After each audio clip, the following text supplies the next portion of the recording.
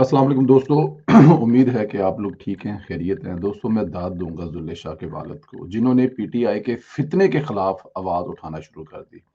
उन्होंने इस फितने से मुतासर होने के बजाय इनका मुहासरा करने का फैसला किया। उन्होंने इन सियासी गिद्धों को बेनकाब करने का फैसला किया। दोस्तों, मेरे ख्याल में ये एक इस लिहाज से बहुत ही बेहतर और अच्छी बात है कि जो लोग जिनके बच्चे इमरान खान के सखर में गिरफ्तार हैं, उन वालदैन के लिए जुल्ले शाह के वालिद एक रहनुमाई या उन्हें बताएंगे, उन्हें समझाएंगे। और जुल्ले शाह के वालिद को सुनकर या देखकर कम से कम वो वालदैन जिनके बच्चे इमरान खान के सखर में गिरफ्तार हैं और वो सुबह शाम उनके आगे पीछे घूम रहे हैं, और आपको अक्सर वीडियोस में वही कुछ करते नजर आ रहे हैं जो जुल्ले शाह इमरान खान के लिए करता था। और अगर ये वालिद खड़ा हो जाएगा तो दूसरे बहुत सारे वालदैन के शायद जुल्ले शाह नहीं बनेंगे, बच जाएंगे। वो इमरान खान की गंदी सियासत की भेंट नहीं चढ़ेंगे। मैं चाहूंगा कि सबसे पहले आपको जुल्ले शाह के वालिद का वो 2-3 क्लिप हैं वो सुनाऊं और इसी पर हम बात करेंगे। पहला क्लिप मैं आपको सुनाता हूं और फिर इस पर साथ साथ बात करते हैं। ये सुनिए जरा पहला क्लिप। अब इत्तला मिली कि आपके बेटे का इंतकाल हो गया है या उनका हादसा उनको पेश आ गया है, कैसे आपको ये खबर मिली और किस अंदाज में मिली? पहले 4:35 या 36 मिनट पर ना वो मेरे टेलीफोन पे ही बात करता था, मुझसे बात करता था। तो मैं उस वक्त पास नहीं था टेलीफोन के, तो मेरा बेटा पास था। तो उसने कहा जी अबू जी, उसने कहा नहीं मैं उस्मान बोल रहा हूँ, मेरा छोटे बेटे का नाम है अली उस्मान, मैं उस्मान बोल रहा हूँ। तो उसने कहा अच्छा मैं अरेस्ट हो गया हूँ, अम्मी अबू को ना बताना, मैं आ जाऊंगा। तो उन्होंने मुझे, जब बेटे ने मुझे कहा, मैंने कहा आ जाएगा, 144 है, तो जमातों के कारकुन होते हैं, अरेस्ट छोड़ देते हैं। मगर इन द मीन टाइम कोई तकरीबन 7 बजकर कोई 10-15 मिनट पे एक वो उसी नंबर की कॉल आई। तो उन्होंने कहा कि जी अंकल आपको शॉकिंग न्यूज़ है आपके लिए। मैंने कहा क्या है बेटा? उसने कहा जी जुल्ले शाह शहीद हो चुका है। तो मैंने कहा ये शायद मीडिया पे आजकल होता है, सोशल मीडिया पे वो ऐसा शोषण ना हो, मगर वो देखा घर के बाहर बहुत सारे बंदे थे जो हर एक आदमी मोबाइल लेकर उसकी शक्ल दिखा रहा था, उसका शनाख्ती कार्ड दिखा रहा था जो मीडिया पे रिलीज हुआ था।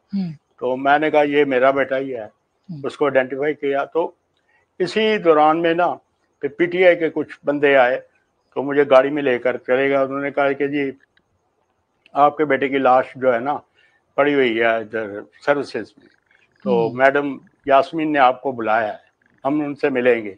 तो मैंने कहा ठीक है चलें देख लेते हैं। तो मगर वो बजाय इंस्टेड ऑफ मोहतरमा से मिलाने के मैं इमरान खान साहब के पास वो लेगा मुझे। तो वहाँ पर तकरीबन आधा घंटा या 20 मिनट तक मुलाकात हुई। तो लियाकत साहब, आप ये कह रहे हैं कि जिस नंबर से अली बिलाल ने कॉल की थी उसी नंबर से फिर कॉल आती है कि उनका इंतकाल हो गया है, तो इसका मतलब ये कि पीटीआई के लोग ही उनके इर्द गिर्द थे उस वक्त? पीटीआई के लोग क्या उनके आसपास? जी दोस्तों, ये आपने सुना कि उनके वालिद साहब कह रहे हैं, इससे बड़ी घुनौनी बात और क्या हो सकती है। अभी वो बात अगले क्लिप में भी जाके मैं सुनाऊंगा आपको। मैं क्योंकि इस मुख्तलिफ हिस्से हैं इस जो ये प्रोग्राम है जो मैं आपसे ये डिस्कस करना चाहता हूँ, तो मैं चाहता हूँ कि अगले हिस्से में बताऊँ। लेकिन यहाँ पे आप ये देखें, उन्होंने बताया कि 4:35 सर मुझे एक नंबर से कॉल आई, मेरे छोटे बेटे ने बात की, अली बिलाल जुल्ले शाह ने गिरफ्तारी का बताया। इस नंबर से दोबारा 7:10 पर कॉल आई और इस लड़के ने मुझे बताया कि जुल्ले शाह शहीद हो गया है। पीटीआई वालों को पहले से पता था। मतलब ये आप ये देखें कि 4:35 पर एक नंबर से कॉल आई है कि आपका बेटा गिरफ्तार हो गया, फिर उसी नंबर से, इसका मतलब है जो नंबर से पहले कॉल की गई है कि बेटा आपका अरेस्ट है या अरेस्ट हो गया हूं या मैं अरेस्ट हो गया हूं या खुद जो भी था, उसी नंबर से दोबारा फिर मतलब ये जो बंदा 4:35 पे साथ था वो शहीद होने तक, ये रिपोर्टेड होने तक, शहीद होने तक का साथ था। कम से कम ये बात तो ठीक है। अब ये किसका नंबर था? पीटीआई के बंदे का नंबर था। कौन साथ थे? पीटीआई वाले साथ थे। अच्छा, उसमें भी फिर अब ये देखें जरा, वो मतलब बता रहे हैं कि जुल्ले शाह की मौत का उन्हें से पता था, यानी जिनके साथ जुल्ले शाह रह रहा था, सामने हादसा हुआ है। बेटे की लाश सर्विसेज हॉस्पिटल में थी, लेकिन तहरीक इंसाफ के लोग मुझे अस्पताल के बजाय ज़मान पार्क ले गए, जो कि वहां पे 2-2.5 घंटे इंतजार के बाद इमरान खान से मुलाकात हुई। इनकी तजलील की गई, बेटे की लाश के पास जाने के बजाय इमरान खान से मुलाकात कराएगी, वो भी 3 घंटे।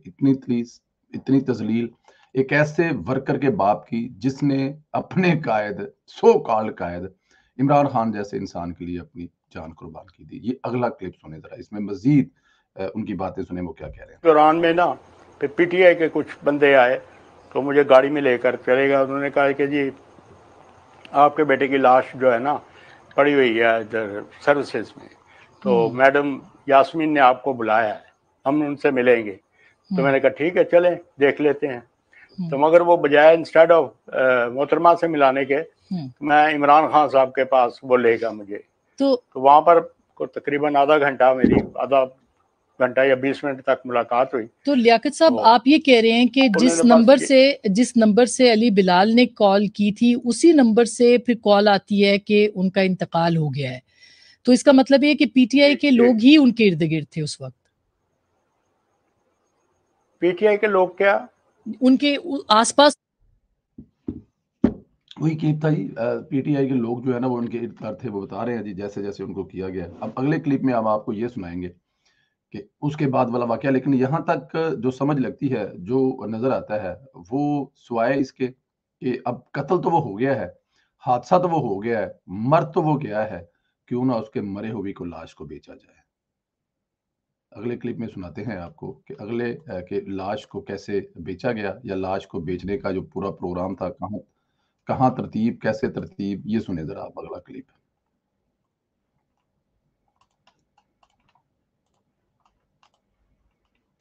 आपको यानी हादसा हुआ था, ये एक्सीडेंट था, तो उन्होंने आपको नहीं बताया कि ये एक्सीडेंट हुआ है?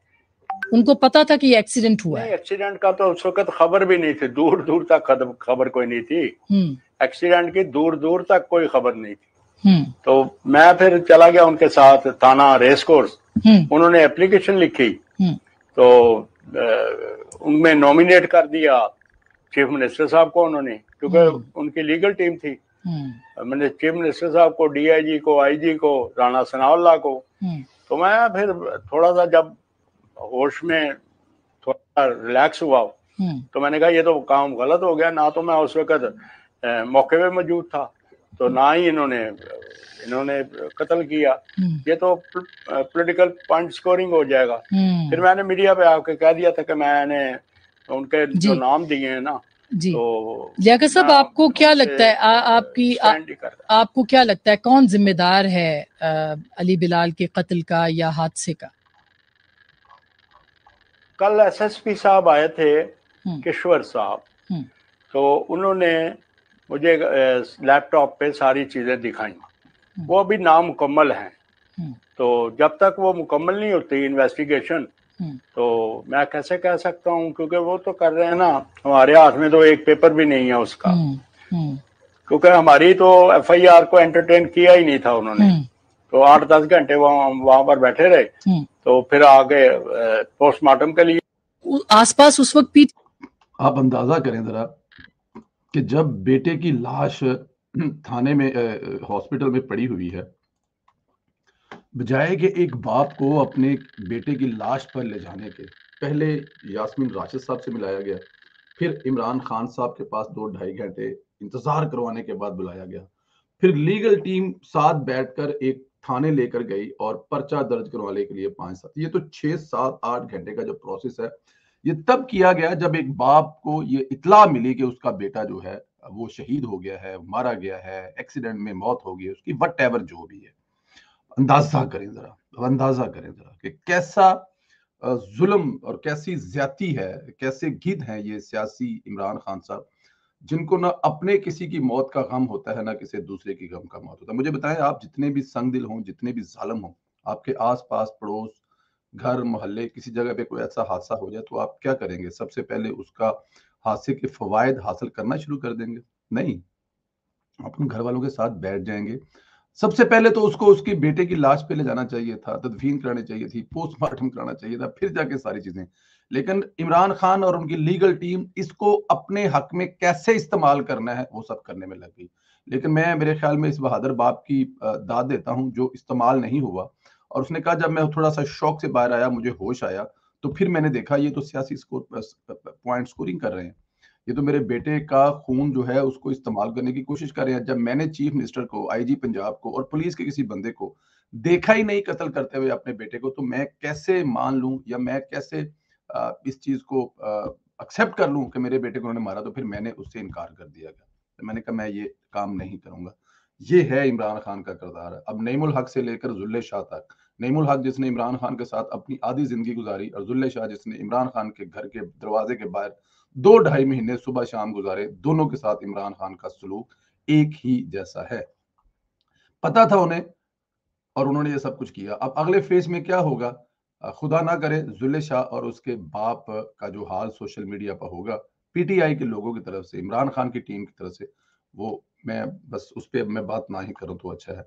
अच्छा जी, इमरान खान साहब की बहादुरी की बात करते हैं। मसूफ कल रैली के दौरान बुलेट प्रूफ गाड़ी में छुपे रहे। तस्वीर आपने देखी होगी, मसूफ बुलेट प्रूफ गाड़ी में ही बैठकर खताब करते रहे, दावे करते रहे कि मैं किससे डरता नहीं। लेकिन असल खबर यह है कि पुलिस की जानब से गिरफ्तारी का डर था, क्योंकि अगर ये बाहर निकलते तो पुलिस गिरफ्तार कर सकती थी। इमरान खान साहब एक लम्हे में फरमाते हैं कि मेरे अंदर से मौत का डर जो है निकल चुका है। दूसरे लम्हे में कहते हैं क्योंकि मैं इसलिए घर से बाहर नहीं निकला कि मुझे मुझे गिरफ्तार किया जा सकता है या मेरी जान को खतरा है। हमें सारा दिन आप देखा होगा कि इमरान खान साहब जो है वो कैसे घूमते रहे, जो करते रहे हैं वो भी आपके सामने है। इमरान खान साहब की जो कल की सारे दिन की एक्टिविटीज है वो देखी आपने, सुना है ऊपर हेलीकॉप्टर आया था और इमरान खान साहब सर बाहर निकाल कर देख रहे थे कि ये वही हेलीकॉप्टर तो नहीं है जो मुझे गिरफ्तार करने के लिए इस्लामाबाद से आया। हालांकि वो उस वक्त जो हेलीकॉप्टर होगा वो उनकी रैली की कवरेज के लिए आया होगा या हिफाजत के लिए आया होगा या दूसरा कुछ भी हो सकता है, लेकिन क्योंकि खान साहब को डर था कि कहीं मुझे भी गिरफ्तार करने के लिए हवा में हेलीकॉप्टर यहाँ पे भी ना भेज दिया होगा। ये हाल है इमरान खान की बहादुरी का। और फिर दूसरा, लाहौरियों ने कल इमरान खान को जो सबक सिखाया, मेरे ख्याल में वो भी इमरान खान जिंदगी भर नहीं भूलेगा। 2-2.5 करोड़ लाहौर वाले आबादी वाले शहर में अगर कल 2000 या 4000 या 6000 बंदा भी कल निकल आया तो मेरे ख्याल में ये इमरान खान के लिए डूब मरने का मुकाम है। इतने बंदे लाहौर में किसी अच्छे नाश्ते वाली की दुकान के बाहर मिल जाते हैं इतवार के इतवार, लेकिन क्योंकि इमरान खान है, कोई समझाए कौन, बताए कौन। अल्लाह ताला की ज़ात बस इस मुल्क पर रहम करे और इमरान खान फितने से पाकिस्तान की जान छुड़ाए। जी, गिरफ्तारी का मामला फिर ठल गया थोड़ा बहुत, क्योंकि 24 घंटों में इस्लामाबाद पुलिस और लाहौर पुलिस के इमरान जो है जुमान पार्क रेड करने के पूरे प्लान, लेकिन एक दफा फिर इमरान खान को एक जो केस है उसमें दूसरे जो जज साहब हैं उन्होंने जेबा चोरी साले वाले दूसरे पे उनको कुछ दिनों के लिए 15-16 तारीख के लिए उन्होंने उसको जो वारंट जो गिरफ्तारी है उससे रोक दिया गया। समझ नहीं आ रही कि ये जो ये सब कर रहे हैं, जिनको सब नजर आ रहा है कि इमरान खान इस वक्त पूरे मुल्क में फितना फैला रहा है और उसको जमानते पे जमानते दिए जा रहे हैं और उसके सामने जो अदालतें, जो जज ढाल बनकर बैठे हुए हैं वो इमरान खान से तनख्वाह लेते हैं, स्टेट से तनख्वाह लेते हैं। उन्होंने अगले जहान जाके जो सवालों के जवाब हैं वो खुदा की जात को देने हैं या फिर इमरान खान की किसी टीम को देने हैं। वो डरते शायद इसलिए है कि इमरान खान की जो टीम है सोशल मीडिया पे वो कुछ नहीं छोड़ेगी हमारा, या कुछ और मसले मसाइल हैं, या फिर कोई ऐसी अंदरूनी छुपी हुई ताकतें आज भी इमरान खान को पूरी तरह से बचाने की कोशिश कर रही हैं, जिनके बारे में अक्सर हम अपने तहज़ात का इजहार प्रोग्रामों में और इसके अलावा अपने वीलॉग्स में करते रहते हैं। वरना ये नहीं हो सकता, कोई एक सिंगल शख्स पूरी रियासत से ताकतवर हो नहीं सकता। लेकिन मेरे ख्याल में जिस दिन रियासत ने डिसाइड कर लिया कि इमरान खान को गिरफ्तार करना है, उस दिन के बाद इमरान खान का जो किस्सा है ना वो हमेशा के लिए खत्म हो जाएगा। और इमरान खान के गिरफ्तार होते ही जो इमरान खान की पार्टी का हाल होगा वो आप मुझसे बेहतर जानते हैं। लड़ाई झगड़े जो है वो शुरू हो चुके हैं। अपना बहुत ज्यादा ख्याल रखें, इजाजत दें, इंशाल्लाह अगले वीडियो में मुलाकात होगी।